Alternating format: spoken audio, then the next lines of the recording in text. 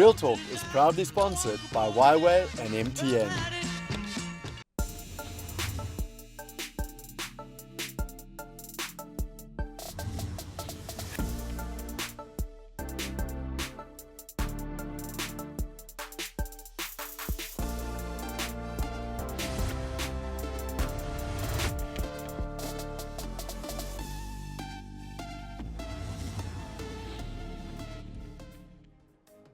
Hello and welcome to Real Talk. I'm Azania Mosaka. It's often very easy for women to talk about what they don't appreciate when it comes to sex. But do we invest the same level of enthusiasm when we talk about what we actually need and desire? Well, tonight on Real Talk, it's all about a very sensitive yet important conversation about a healthy sexual appetite. We'll unpack the notion of bad sex and also talk about the female orgasm and self-pleasure with my all-women guest panel on the show tonight. But please note that tonight's show is one of a sensitive nature and viewer discretion is strongly advised. But with that, let's welcome my first guest, registered counselor whose mission is to make sex and sexuality a dinner table appropriate topic of discussion. Casey Blake joins us now on Real Talk. Welcome, Casey. Thank you. It's great to have you here. So for women, what are some of the motivators for having sex? Do we do it for pleasure? Is it about emotional stability? What are the issues? I think when we talk about why people have sex, we have to take a lot of things into consideration. Are we talking about women who are in relationships? Are we talking about people who are doing it as a job? Like, why people have sex is quite a broad question, but I get the feeling you're talking about relationships. Yes. So within relationships, a lot of women have sex, hopefully, because it's nice. We would like to think that sex is a pleasurable experience for everyone participating. But a lot of people find that sex is a nice way to connect with their partners. Yeah. It's a nice way to feel emotionally connected, physically connected. And then unfortunately, there's some people who have sex because they think it's a wife's duty. And there's often not a lot of pleasure involved when it's an obligation and it's a chore. Right. And a lot of the time when we talk about sex, the question of shame comes into it. What informs this emotion? So shame is a feeling that you've done something wrong and that you are somehow wrong as a person. And I think because the way we talk about sex in society, we set people up for failure. So I think everywhere you look, we use sex to sell everything, but we can't ever talk about sex itself. And kids grow up knowing that like our genitals are things we don't touch. They're things that are, we speak about these things often as dirty things. And we get this idea that if we're touching it and it feels good, something must be wrong with us. And I think a lot of adults, and I see it in my practice, a lot of adults have grown up with this idea that sex is somehow not supposed to be as good as it is, or it's supposed to be much better than it is.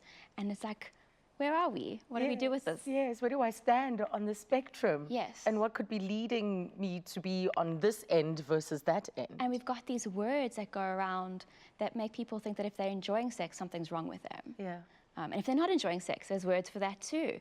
So like, I think women in general, there is no winning when we talk about society's perceptions of our sexuality. Yes. So why are you determined? Why are you on this mission to make it a dinner table acceptable or appropriate conversation? Because it should be. I think that the more we talk about sex, the more we take away the layers of shame. Yeah. And the more we demystify everything that goes into what we think of sex. And the less we talk about things, the more mysterious they become, and the harder it is to attain them. Right.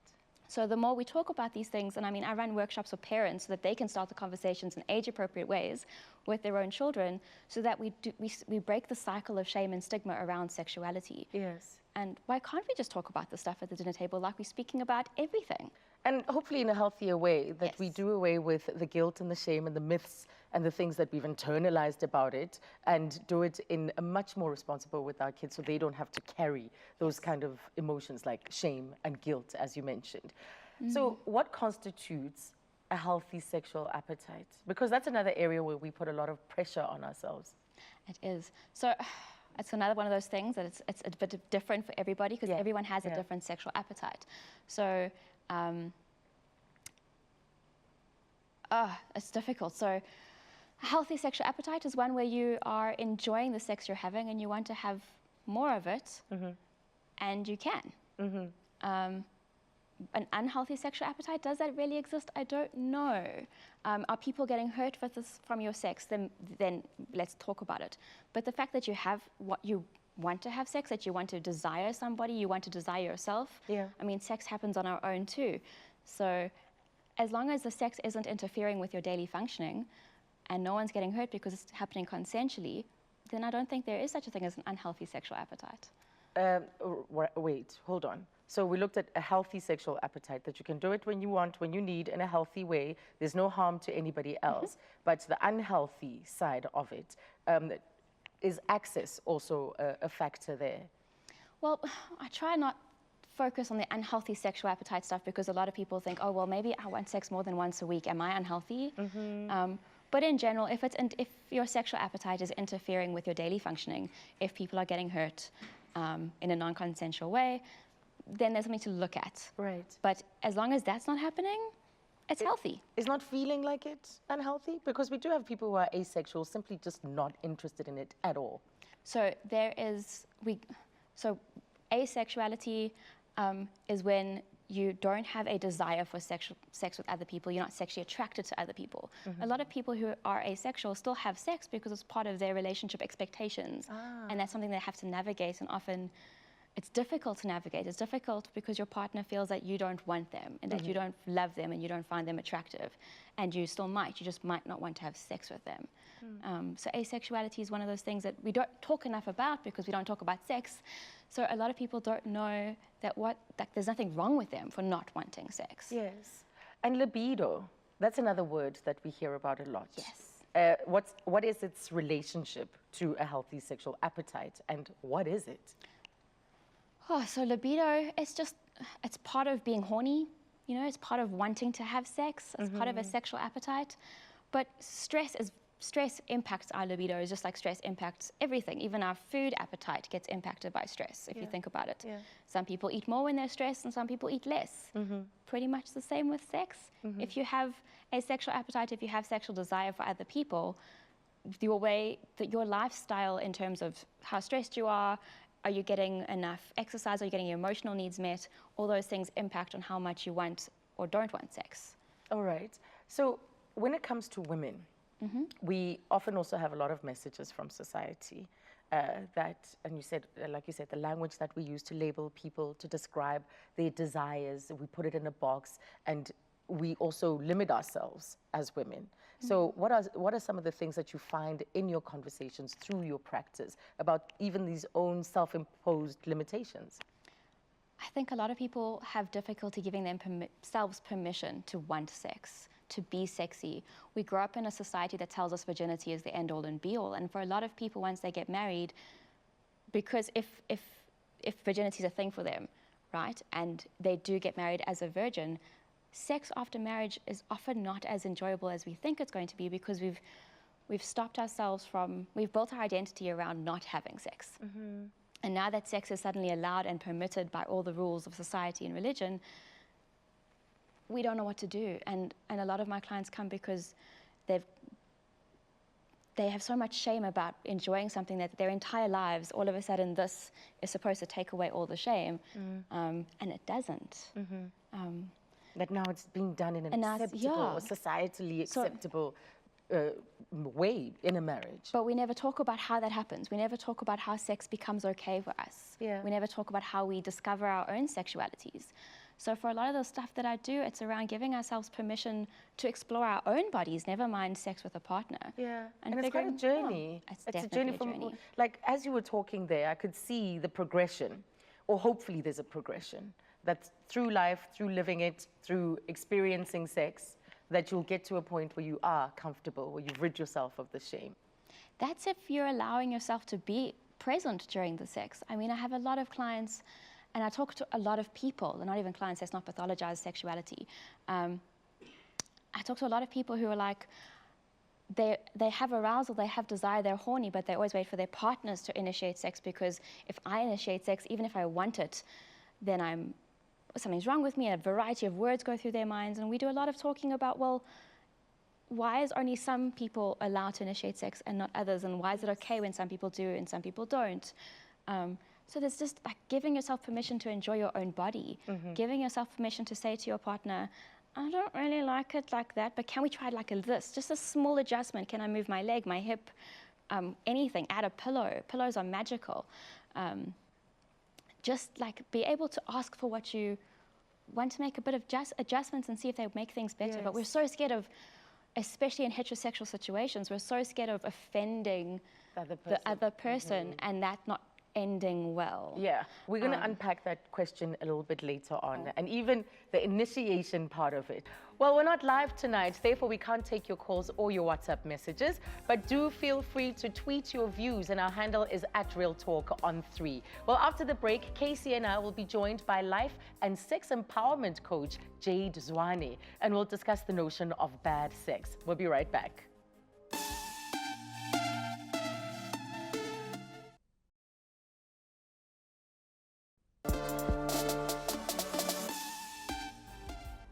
Welcome back to Real Talk. For the longest of time, TV and movies have given us a skewed representation of what good sex is all about. Candlelight, fireplace, glasses of wine, smooth R&B in the background. Is that what constitutes good sex? Well, right now on the couch, we're also joined by Jade Zwane, who is a life and sex coach, here to talk about the notion of bad sex and women's sexual liberation. So welcome, Jade. Thank you for having me. You've had such an interesting journey because you decided to teach yourself about the allures, the desires, issues of women's sexual liberation.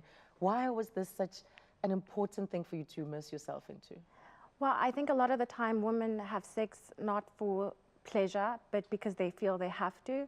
And I wanted them to have the luxury to have sex for pleasure. Yeah. And yeah, so that's it. Yeah.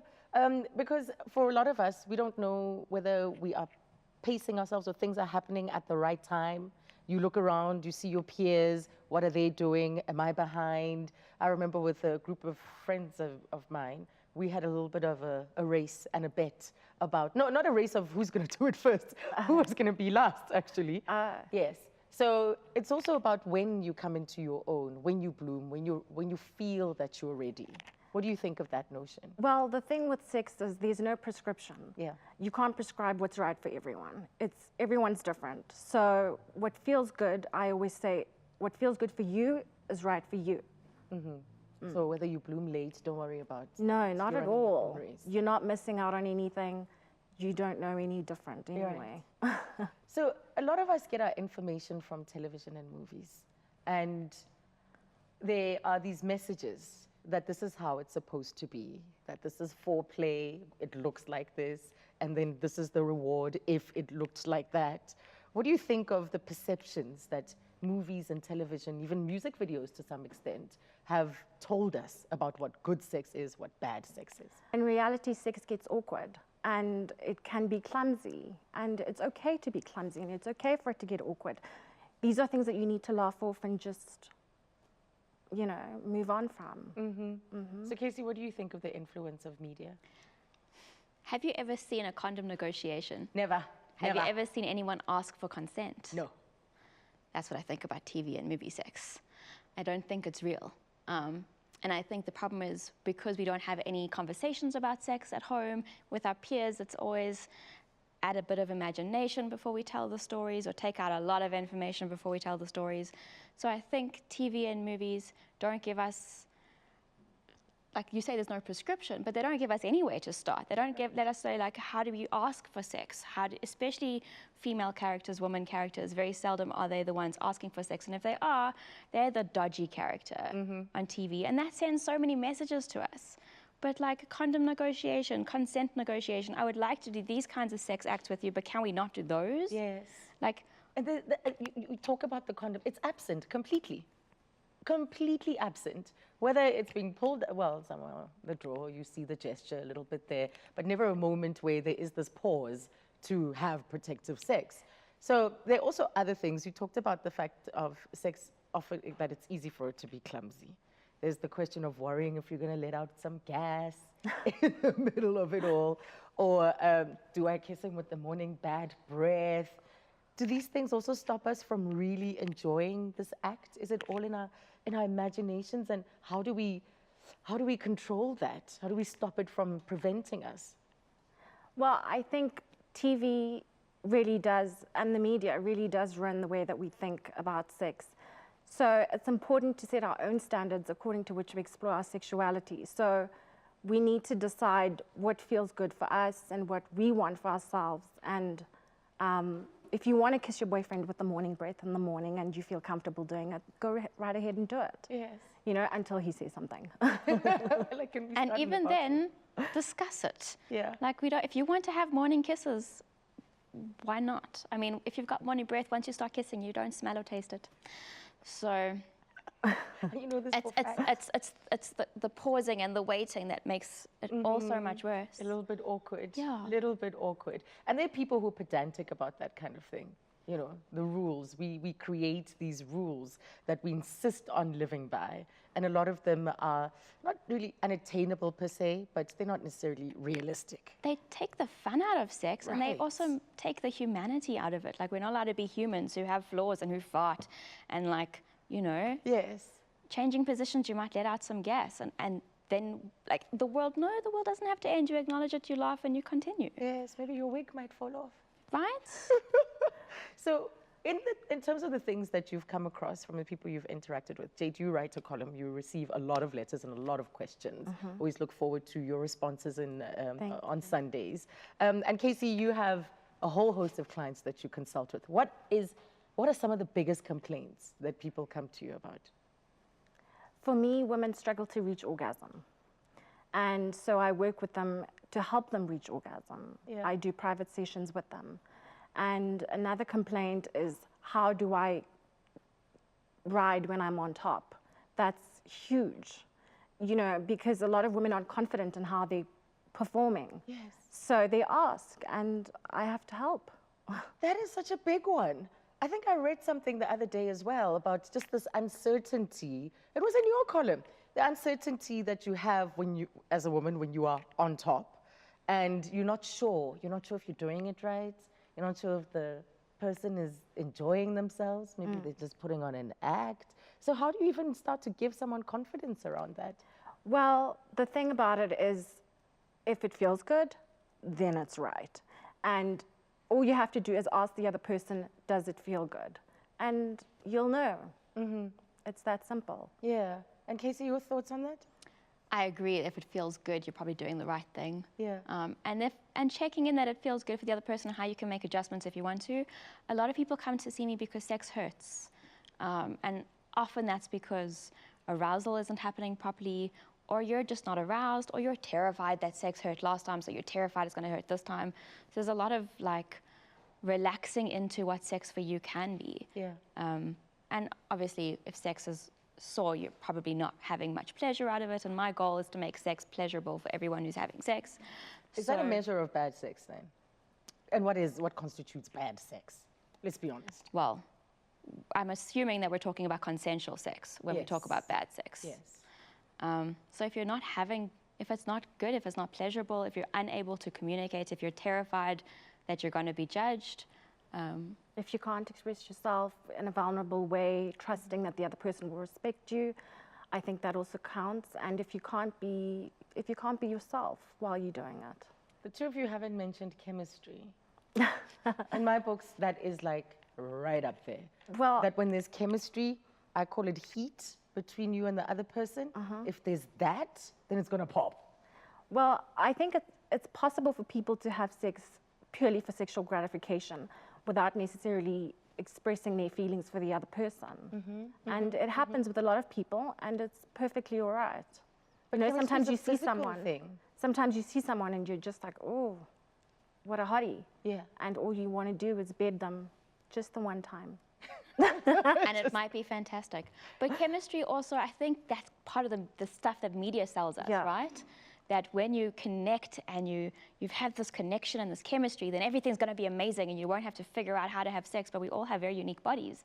Even though we're all told, oh, don't worry, honey, we've got the same stuff, we don't. I mean, they're all similar, but we don't. So we have to, and they all work differently. Some people like more pressure, less pressure, harder, softer, faster, slower. Yeah. Just because we're connecting intellectually and we can kiss nicely does not mean we can have sex nicely. We still need to be able to get into having good sex, and we often have to learn how to have sex with our partners. Now I'm really questioning my theory here. I'm seriously questioning my theory, because so much of it, of my theory anyway, is that if we kiss and the lights don't go off, the lights don't go out in my head, then not much chemistry, then the rest is not going to be great. Well, it takes practice. Anything that's good takes practice. So just like sex, if you want to have good sex, it's going to take some time, it's going to take some patience, and learning the other person, what they like, what they don't like, and finding out what you like and don't like, and expressing that to the next person. Yes, we should talk about that, how we discover what we like and what we're most responsive to, and the journey to discovering that. Well, every woman wants those explosions of passion, I certainly do, with their partner. But that level of pleasure and stimulation and hopefully reaching climax doesn't just happen. After the break, we'll talk about self-pleasure and the big O. Don't miss it.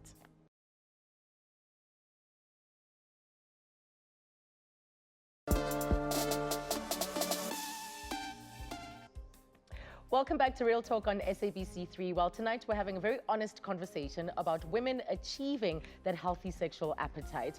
Tiffany Kagure Mugo is a fierce woman who curates and shares knowledge on women and sexuality on the African continent. Well, take a look at a snippet of her TED Talk with her partner, Sipumeze Kundai, on how to have a healthier, positive relationship with sex.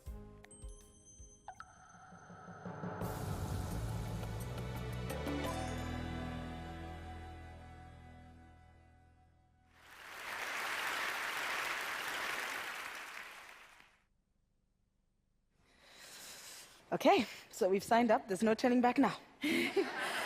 Hello, guys. Hello, everyone. Hi. So, you think you know about sex. Chances are you don't, and we are here to tell you that you don't. We are here to tell you that no matter where you come from, Abuja to Alabama, Dubai to downtown London, sex has and continues to change. And we need to understand this if we're going to keep things safe and spicy. So now the act of rubbing our naked bodies together has undergone a number of changes, and those changes have been affected by eons of ideas. Even you, as an adult, have some internalized ideas about sex that you never challenge, some good, some bad, and some very, very strange. So, when you allow someone to see you butt naked, do you ever think about how the ideas that you internally have will affect whether you will like them tickling your elbow or kissing your thigh or shouting out the name of a chosen deity? One must do internal monitoring and evaluation if we are going to live our best sexy lives. And we're gonna tell you how to have a great sex life, right? But the first thing you need to do is let go of the bad ideas you have about sex. Think about the things that we need to change. And the things we need to embrace in all of their shiny newness. So, we're going to take you on a journey of sex. The bad parts of sex, historically great sexual practices, and the future of sex. Right. Well, in one of her popular blog posts published in the South African version of the Huffington Post, Tiffany shares the 10 different types of orgasms. 10! And with that, we welcome freelance journalist and curator of the ever-popular Hola Africa, that's Tiffany Kagure Mugo. Tiffany, Hello. there are 10 different types of orgasms? Apparently. But I will not lie, I have not reached all 10, hey? Are so you let me always not come here searching and for the scam. next one? Like, Yeah. where you, out of 10, how many have you found? I think I'm at like 5. I'm at 5. I had to do the actual research. I'm one of those who, even though like, you know, love to explore sex, I'm a bookworm, so I'm like, Google, Google, Google. Yeah, Okay. Google's my friend. One of the things that you touched on in that video, in fact, has to do with some of the internalized ideas and things we've accepted, So it's and like, how they mess up, perhaps, even our sexual experiences. so with it's like others. the way you guys have been talking about that feeling of shame, that feeling of should I be having like good sex, should I be enjoying sex, and especially as a woman, like should you be orgasming? Because I once had this conversation with my friends in university, whole university students, guys, and one of them was like, yeah, but sex is for men, and I was like, shook. I was shook. I was like, we've drunk too much wine for this. Why are you saying these things? Like, I was shook. Yes. So it's just these negative ideas we have about enjoying sex. And if you enjoy sex, then you're a certain type of woman. And you've been doing things too long, and you're loose, and you're this, and you're that. And it's ideas we don't want to attach to ourselves. Yeah, yeah. And I guess that also stops us from having discussions about safe sex. Yes. Yeah. Very much so. Because, like, how do you even broach the subject that you're having sex? Like, you basically be like, okay, cool. So me and my partner had sex last night. And then the conversation dies. And if you start giving too much information, then it's always this thing of like, oh my gosh, TMI, but it's not TMI. Like, if you're talking about how, you know, people are on vacation and this and that, maybe that for me is too much information. The fact that you guys were like pina coladaing and swimming in the pool. I want to know about the sex you were having.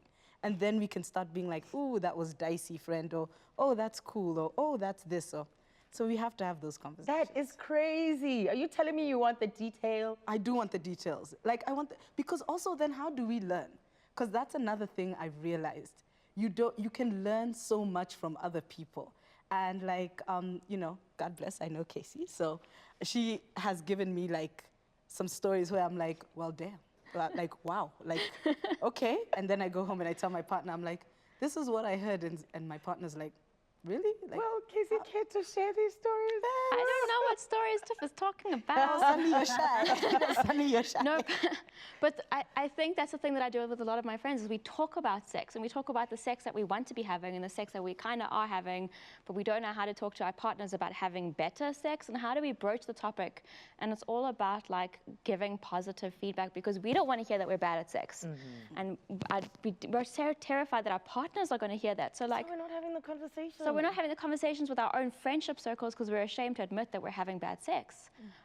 So it's like all these kinds of things, like how do you get the kinds of sex you want if you can't even acknowledge to yourself and to your close friends that maybe you want to try different kinds of entrances? Yes, but let's backtrack a little. let's rewind a little bit. A lot of women get anxious about initiating. With the guy friends that I have, it's also their complaint that the woman doesn't initiate. So they feel that responsibility all the time. Even when they don't feel like it, they also want to know that they desired, that they wanted. So how do we initiate? Like, I think for me, it's what works best for you. I'm not the most like, hey, let's do this. But I know with my partner, also it helps, we've been together 8 years. But with my partner, there's certain ways I move my body, there's certain things I say. And especially if you know the person, then there's cues that you can sort of work with that sometimes are more comfortable.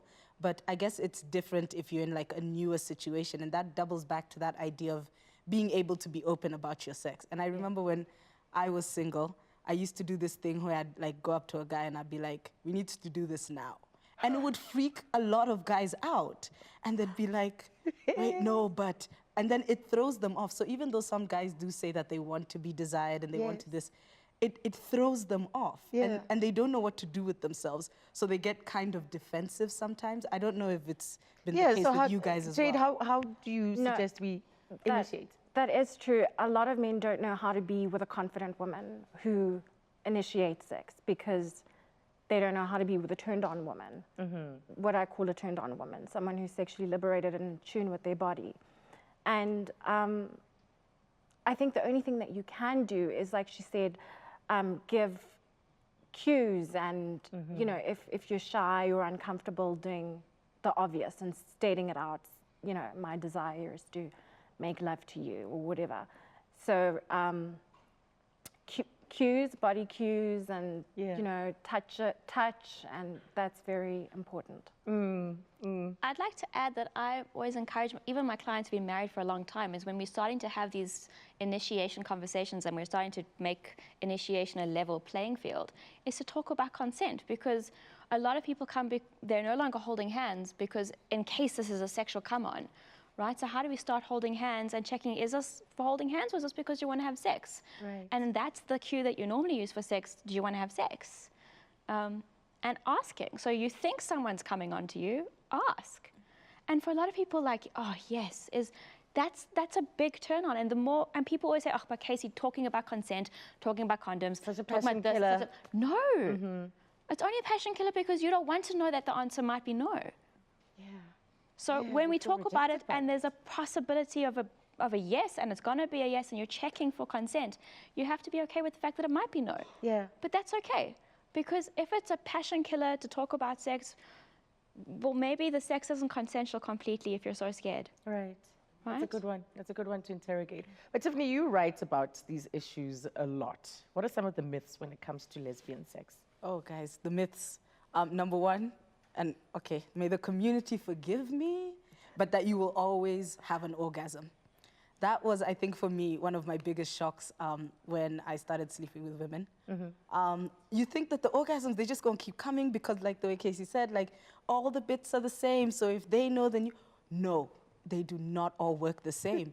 And when you're sitting there making grocery lists in your head, it's a tough moment, hey? I remember when that happened to me, and I was making a grocery list in my head, and I was like, wait, what dreams have I been sold here?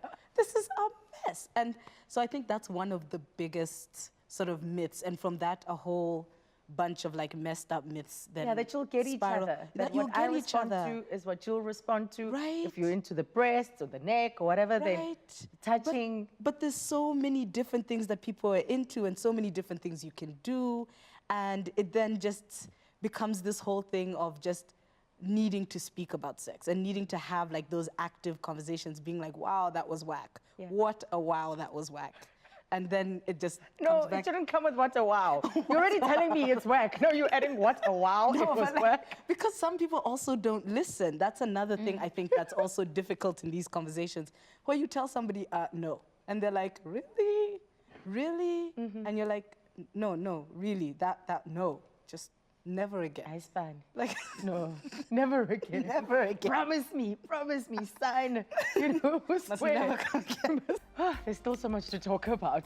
Well, we've established just how empowering owning your sexuality as a woman is. But how do you incorporate men into this conversation? Just remember that tonight is all about encouraging you to have safe sex. We'll chat more with the ladies after the short break.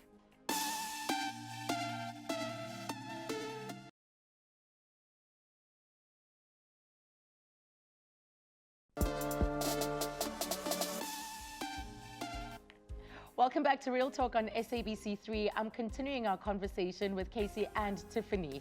There is obviously a huge difference in how men and women view sex. So should we be having more pre and post-sex conversations with our intimate partners? And if we do, how do we go about it? Just before the break, Tiffany. Oh, wow, don't ever do that again.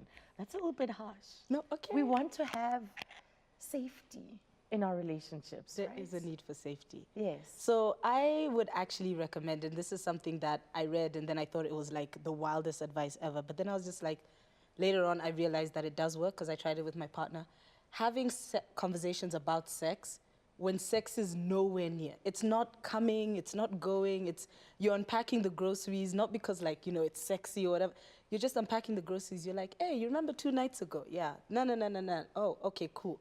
And it also, having the conversation around that time takes a lot of the pressure off. Because you know you're not like getting tested on an exam just now. You're not cramming to Or you just performed and now you're getting your yeah, grade. and now you're getting your grade. You're like, oh gosh, like have I passed? Like what's going on? So if you have the conversations and sort of like, and introduce it, sort of don't just like jump on your partner and be like, hey, you, last night was whack. And just, no, don't do that. So just having the conversation in just a sort of open space, in a chilled space where no one's under pressure, I think is really important.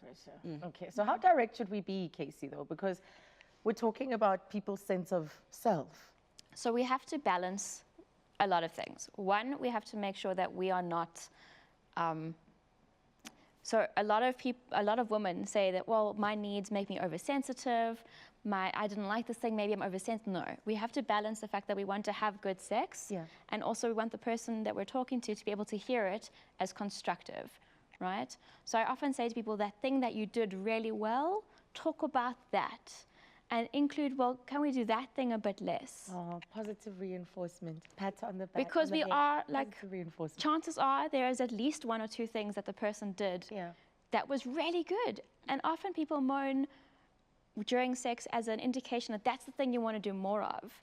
but people don't know how to listen to our cues during sex. And we also don't know how to listen to other people's cues during sex. So like being able to talk about sometimes when I'm moaning, it's because you're doing the perfect thing and I don't want you to stop, and you get excited and you change because you think, no, like these kinds of conversations are very important. And like What we about said, showing, taking that Absolutely. hand, saying, I want it here. Yeah. Absolutely, showing people what kinds of pressure you want. But that also involves a certain like comfort with knowing that you know what kinds of sex you want and what kinds of sexual touch you want. That also, like that shame we spoke about, if you are ashamed that you have sexual pleasure, you're not going to show somebody how to please you. Right. But we often leave this like space where we walk into the bedroom with this person that we've got this heat popping, whatnot, and like, you must find my orgasm for me. Like, I relinquish all responsibility for my pleasure. It is now in your hands. Yes. And you failed. You get an F. So that's Those are not the conversations I recommend having. no. But that means that we have to go on a journey of self-discovery.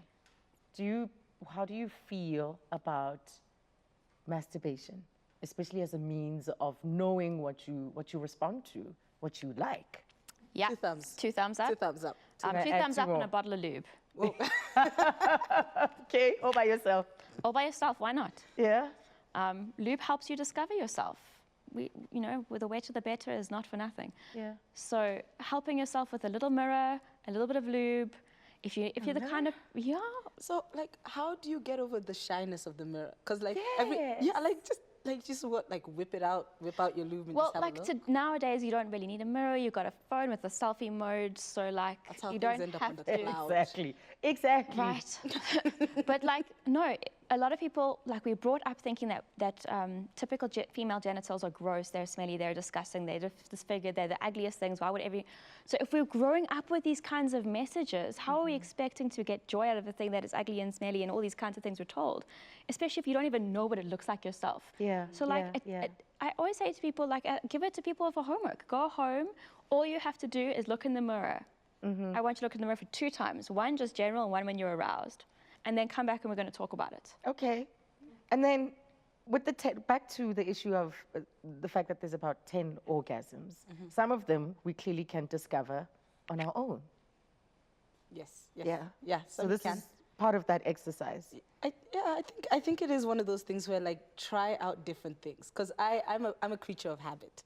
And it's actually getting into the realms of sex that have made me have to push my boundaries. Number 1, I'm a creature of habit. Number 2, I'm secretly very, very conservative.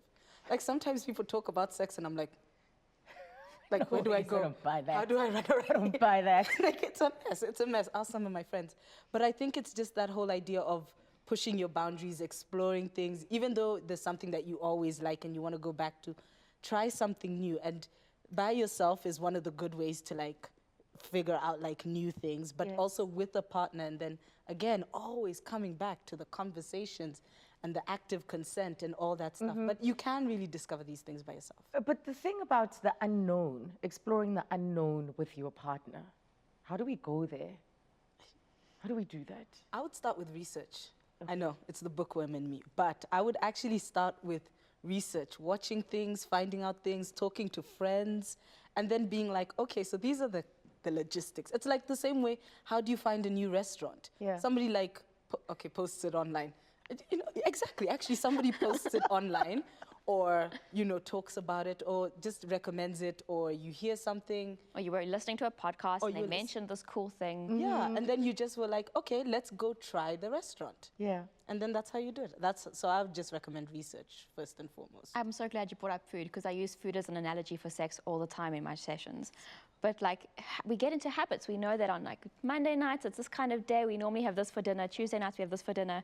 And somehow we even have difficulty talking to our partners about how we want a different kind of dinner. Yeah. And that's not even about the sex we're having.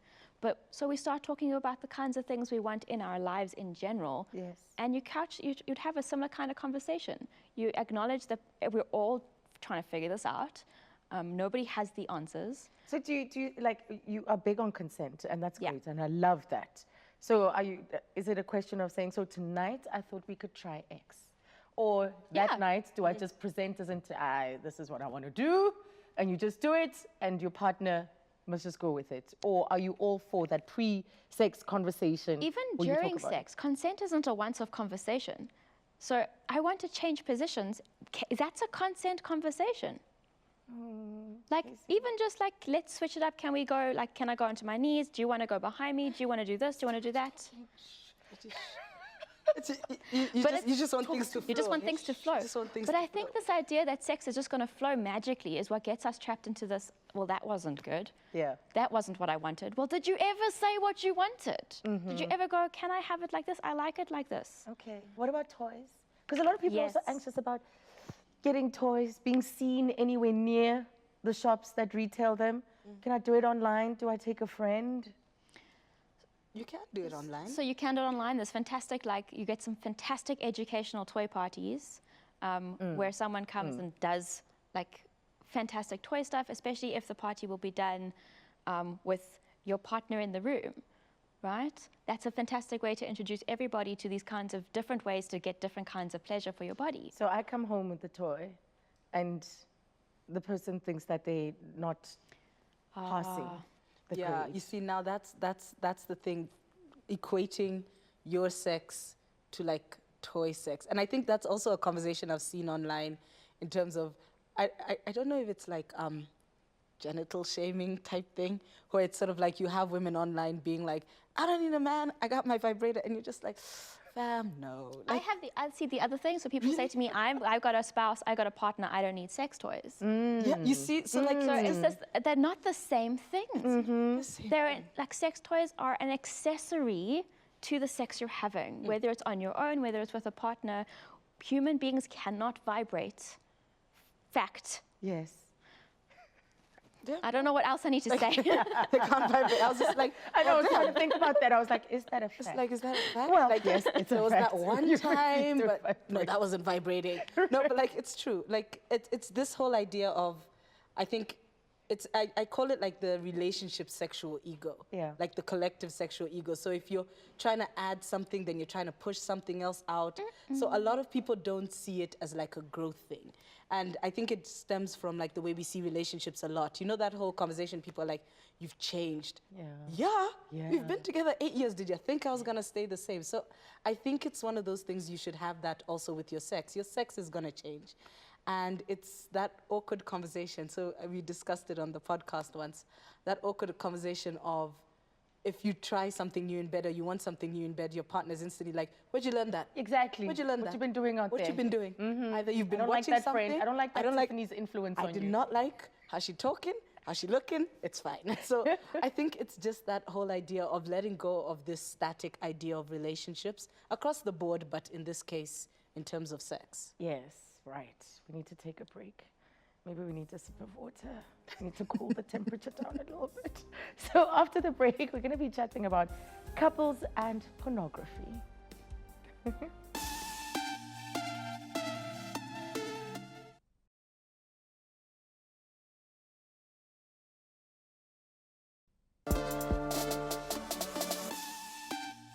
At Real Talk, we encourage couples to engage in safe sex. And please remember that viewer discretion is advised for tonight's episode. Is pornography a useful way of increasing arousal or getting ideas to introduce to your sexual repertoire? Well, we're back with Tiffany and Casey on this conversation. So pornography is a finger click away nowadays. Are you for or against the use of pornography within a relationship? It depends what type of pornography you're watching. Okay. Ah. So let's say we found what we like. So you found, I would say yes. I would say it's a useful way. It's like, think of it kind of like an instructional video that can also get you a little bit turned on. But you see, but you must come from it with calm. That face is not gonna help my baby. That face- Instructional video. Yes, because it goes back to that thing of like learning new things. You see something, you're like, well, damn, Okay. ain't that nice? And then you don't have to have that awkward conversation later of, where did you learn that? Okay. So Casey, what do you think of porn? It depends. But I think the issue with it being an instructional video from my perspective is that because we don't have real sex ed, right? People look at that and go, well, she looks like she's having fun.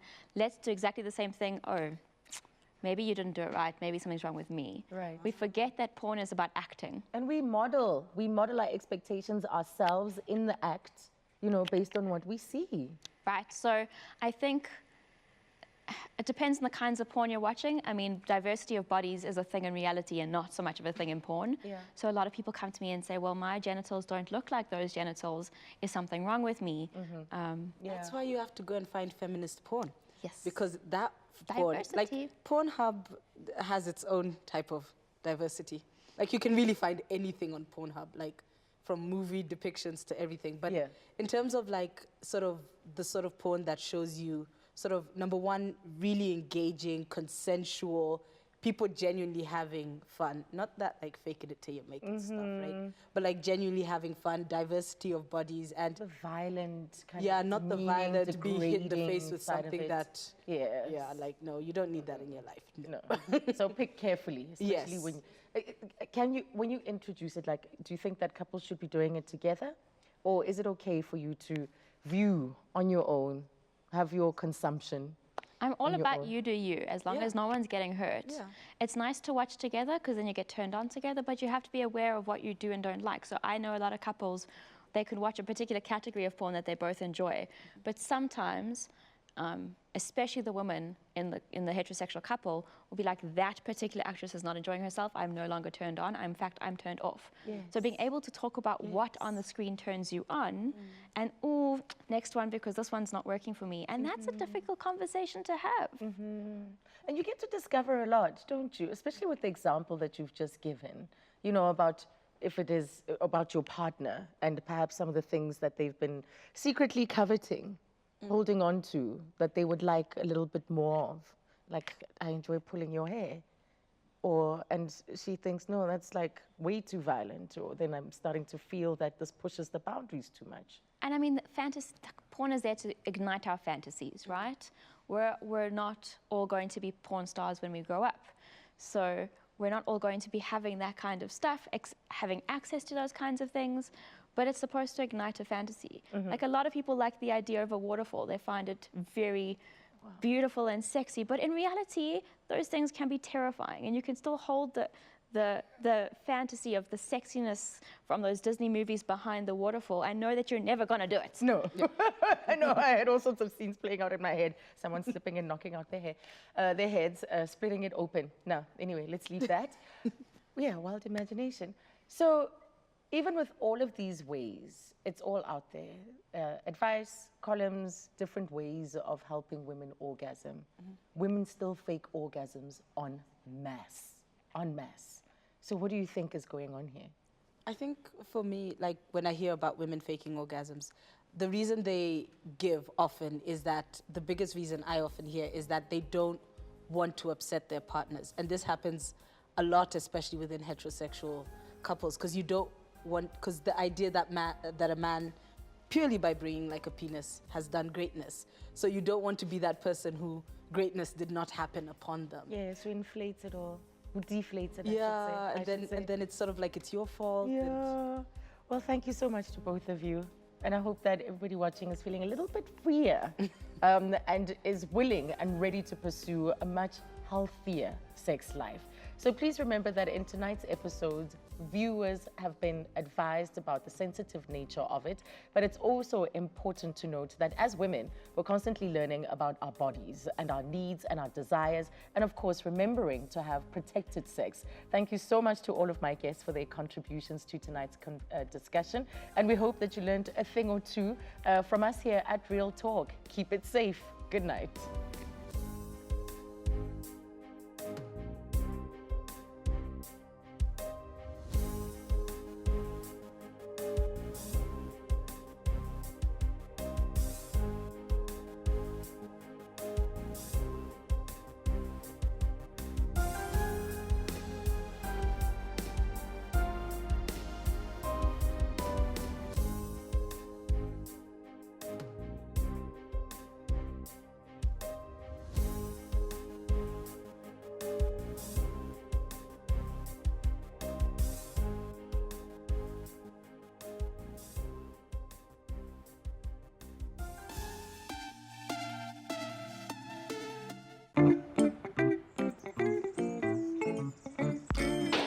That's cheeky. I never